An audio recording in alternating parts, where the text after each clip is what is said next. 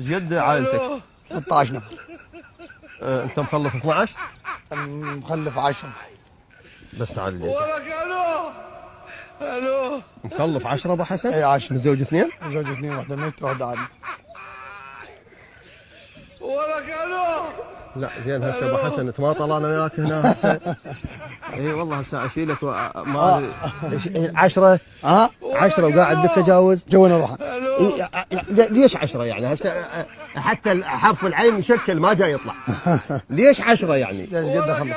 ازيد لو انغص. الو يعني انت بقناعتك تشوف بعد بيك مجال ازيد؟ بعد بدي اخلف. بعد ازيد؟ اي